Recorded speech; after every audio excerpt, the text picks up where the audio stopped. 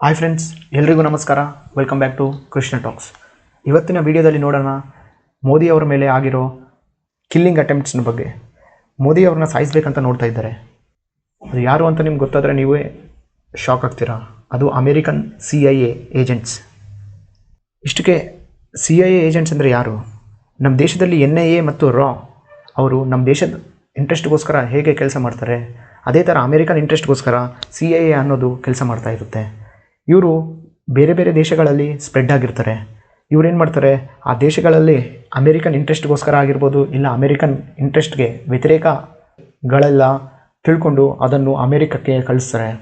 ಅಮೇರಿಕದವರು ಇದ್ರ ಮೇಲೆ ಡಿಸಿಷನ್ಸ್ ತೊಗೊತಾರೆ. ಇವರು ಎಷ್ಟರ ಮಟ್ಟಿಗೆ ಕೆಲಸ ಮಾಡ್ತಾರೆ ಅಂದರೆ, ಯಾವುದೇ ಒಂದು ದೇಶದಲ್ಲಿ ಗೌರ್ಮೆಂಟ್ನ ಬೀಳ್ಸೋಕೆ ಆಗಿರ್ಬೋದು, ಆ ಗೌರ್ಮೆಂಟ್ ಆಫೀಸರ್ಸ್ನ ಕೊಲ್ಲೋಕ್ಕಾಗಿರ್ಬೋದು, ಯಾವುದೇ ಥರ ಯೋಚನೆ ಮಾಡಲ್ಲ. ಅಷ್ಟು ಸ್ಟ್ರಾಂಗಾಗಿ CIA ಅನ್ನೋದು ಕೆಲಸ ಮಾಡುತ್ತೆ. ಇದಕ್ಕೆ ಬೆಸ್ಟ್ ಎಕ್ಸಾಂಪಲ್ಸ್ ಹೇಳ್ಕೊತ ಬಂದರೆ, ರೀಸೆಂಟಾಗಿ ಬಾಂಗ್ಲಾದೇಶಲ್ಲಿ ಆಗಿರೋ ಇನ್ಸಿಡೆಂಟ್ನ ನೋಡೋಣ. ಸೇಂಟ್ ಮಾರ್ಟಿನ್ ಐಲ್ಯಾಂಡ್ಸ್ ಇದು ಅಮೇರಿಕನ್ ಇಂಟ್ರೆಸ್ಟ್ಗೆ ತುಂಬ ಇಂಪಾರ್ಟೆಂಟು. ಯಾಕಂದರೆ ಈ ಐಲ್ಯಾಂಡ್ ಮೇಲಿಂದ ಅಮೇರಿಕನ್ ನೇವಿ ಆಗಿರ್ಬೋದು, ಅಮೇರಿಕನ್ ಇಂಟೆಲಿಜೆನ್ಸ್ ಆಗಿರ್ಬೋದು, ಈ ಕಡೆ ಇಂಡಿಯಾ ಮೇಲೆ ಆಗಿರ್ಬೋದು, ಆ ಕಡೆ ಚೈನಾ ಮೇಲೆ ಆಗಿರ್ಬೋದು, ಒಂದು ನಿಗಾ ಇಡ್ತಾರೆ. ಅಂದರೆ ಯಾವ ಥರ ಇಂಡಿಯನ್ ಇಂಟ್ರೆಸ್ಟ್ ಕೆಲಸ ಮಾಡ್ತಾಯಿದೆ, ಯಾವ ಥರ ಚೈನಾ ಅವ್ರ ಇಂಟ್ರೆಸ್ಟ್ಗೋಸ್ಕರ ಕೆಲಸ ಮಾಡ್ತಾ ಇದ್ದಾರೆ, ಇವೆಲ್ಲ ಅವ್ರು ತಿಳ್ಕೊತಾ ಇರ್ತಾರೆ ಇಲ್ಲಿದ್ದು. ಆದರೆ ಶೇಖ್ ಹಸೀನಾ ಈ ಐಲ್ಯಾಂಡ್ಸ್ನ ಅಮೇರಿಕಕ್ಕೆ ಕೊಡಲು ಇಷ್ಟಪಡಲಿಲ್ಲ, ಅದನ್ನು ರಿಜೆಕ್ಟ್ ಮಾಡಿದ್ಲು. ಅದಕ್ಕೋಸ್ಕರ ಆಕಿನ ಗದ್ದೆಯಿಂದ ಇಳಿಸ್ಬಿಟ್ರು.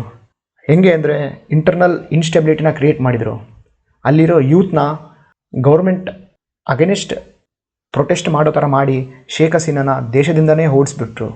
ಆಮೇಲೆ ಅಲ್ಲಿ ಮೊಹಮ್ಮದ್ ಯೂನಿಸ್ ಅನ್ನೋ ಒಬ್ಬ ಪ್ರೋ ಅಮೇರಿಕನ್ ಲೀಡರ್ನ ತಂದು ಕೂಡಿಸಿದ್ರು.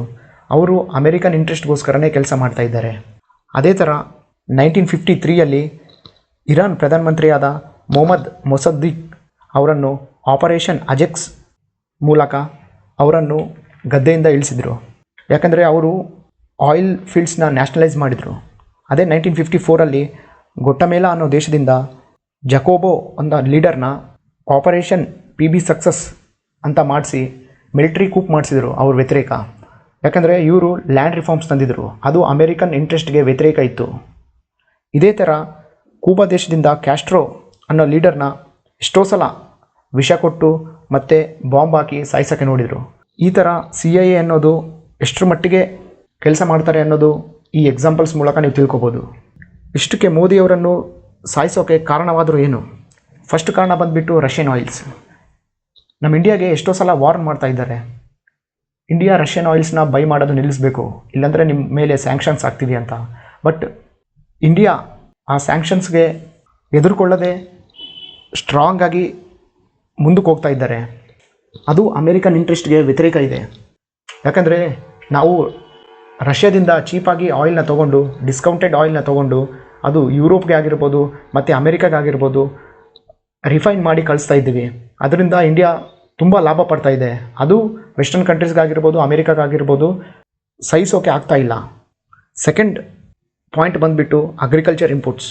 ಅಮೇರಿಕಾಗೆ ಇಂಡಿಯನ್ ಮಾರ್ಕೆಟ್ ಅನ್ನೋದು ಬೇಕಾಗಿದೆ. ಅವರು ಅಮೇರಿಕನ್ ಮಿಲ್ಕ್ ಪ್ರಾಡಕ್ಟ್ಸ್ ಆಗಿರ್ಬೋದು, ಅಮೇರಿಕನ್ ವೆಜಿಟೇಬಲ್ಸ್ ಆಗಿರ್ಬೋದು, ಅದನ್ನು ತಂದು ಇಂಡಿಯಾದಲ್ಲಿ ಮಾರಾಟ ಮಾಡಬೇಕು ಅಂತ ತುಂಬ ಆಸೆ ಪಡ್ತಾ ಇದ್ದಾರೆ. ಆದರೆ ಮೋದಿ ಗೌರ್ಮೆಂಟ್ ಅದನ್ನು ವ್ಯತಿರೇಕಿಸ್ತಾ ಇದೆ.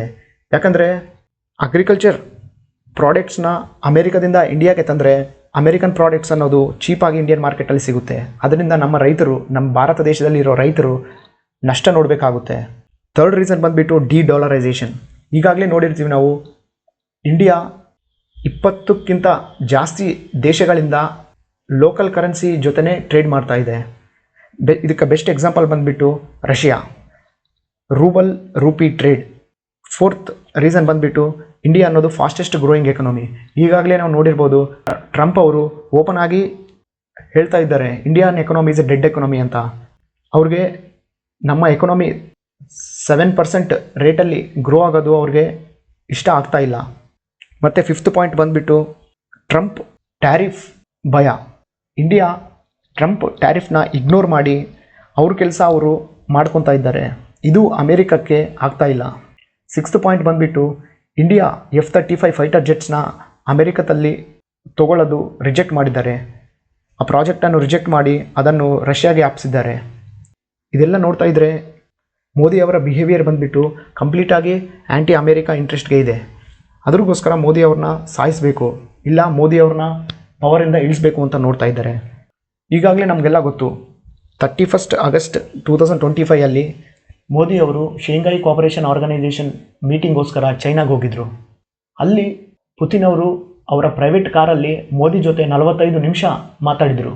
ಅದರಲ್ಲೇ ಮೇ ಬಿ ತಿಳಿಸಿರ್ಬೋದು ಅನಿಸುತ್ತೆ ಮೋದಿ ಅವ್ರ ಲೈಫ್ಗೆ ಥ್ರೆಟ್ ಇದೆ ಅಂತ.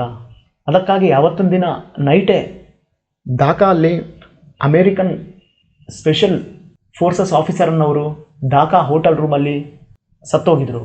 ಅವ್ರನ್ನ ಸಾಯಿಸಿದ್ದು ನಮ್ಮ ರಾನೆ ಅಂತ ಎಷ್ಟೋ ಜನ ಹೇಳ್ತಾ ಇದ್ದಾರೆ. ಬಟ್ ಅಮೇರಿಕಾ ಅದನ್ನು ಒಡೆದು ಬಿಸಾಕಿದೆ. ಯಾಕಂದರೆ ಅಲ್ಲಿ ಸತ್ತಿದ್ದು CIA ಏಜೆಂಟ್ ಅಂತ ಗೊತ್ತಾದರೆ CIA ಪ್ಲ್ಯಾನ್ ಎಲ್ಲ ಹೊರಗೆ ಬರುತ್ತೆ. ಅದಕ್ಕಾಗಿ ಅವರು ಅದನ್ನು ಆ ಕೇಸನ್ನು ಕ್ಲೋಸ್ ಮಾಡಿ ಬಿಸಾಕಿದರು. ಇಷ್ಟಕ್ಕೆ ಅಮೇರಿಕಕ್ಕೂ ಬೇಕಾಗಿರೋದಾದರೂ ಏನು? ಅಮೇರಿಕಕ್ಕೆ ಯಾವುದೇ ದೇಶ ಸುಖವಾಗಿ ಇರಲು ಇಷ್ಟ ಇಲ್ಲ. ಉದಾಹರಣೆಗೆ ನಮ್ಮ ಭಾರತ ಆಗಿರ್ಬೋದು.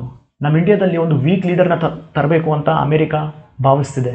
ಅದಕ್ಕಾಗಿ ಇಲ್ಲಿರೋ ಎಲ್ಲ ಪೊಲಿಟಿಕಲ್ ಪಾರ್ಟೀಸ್ಗೆ ಅಮೇರಿಕಾಯಿಂದ ಫಂಡಿಂಗ್ ಬರ್ತಾ ಇರುತ್ತೆ. ಹೆಂಗಾದರೂ ಮಾಡಿ ಮೋದಿ ಅವ್ರನ್ನ ಇಳಿಸ್ಬೇಕು ಅಂತ ತುಂಬ ಟ್ರೈ ಮಾಡ್ತಾ ಇದ್ದಾರೆ. ಆದರೆ ಅದು ಅವ್ರಿಗೆ ಆಗ್ತಾ ಇಲ್ಲ. ಅದಕ್ಕಾಗಿ ಈ ಥರ ಕೆಲಸ ಮಾಡ್ತಾ ಇದ್ದಾರೆ. ಅವರು ಮೋದಿ ಅವ್ರನ್ನ ಸಾಯಿಸಬೇಕು ಅಂತ, ಒಂದು ಅಮೇರಿಕನ್ ಇಂಟ್ರೆಸ್ಟ್ಗೆ ಕೆಲಸ ಮಾಡೋ ಲೀಡರ್ನ ಇಡಬೇಕು ಅಂತ. ಇದಕ್ಕೂ ಮುಂಚೆ ಲಾಲ್ ಬಹದ್ದೂರ್ ಶಾಸ್ತ್ರಿ ಅವರು ಕೂಡ ಇದೇ ಥರ ಸತ್ತರು. ಅವರು ಸತ್ತಿದ್ದೂ ಇದುವರೆಗೂ ಯಾರಿಗೂ ಗೊತ್ತೇ ಇಲ್ಲ ಅದು ಯಾಕೆ ಅಂತ. ಮತ್ತೆ ನೆಕ್ಸ್ಟ್ ವಿಡಿಯೋನಲ್ಲಿ ನೋಡೋಣ. ಬಾಯ್, ಜೈ ಹಿಂದ್. ಪ್ಲೀಸ್ ಸಬ್ಸ್ಕ್ರೈಬ್ ಮಾಡಿ, ಶೇರ್ ಮಾಡಿ.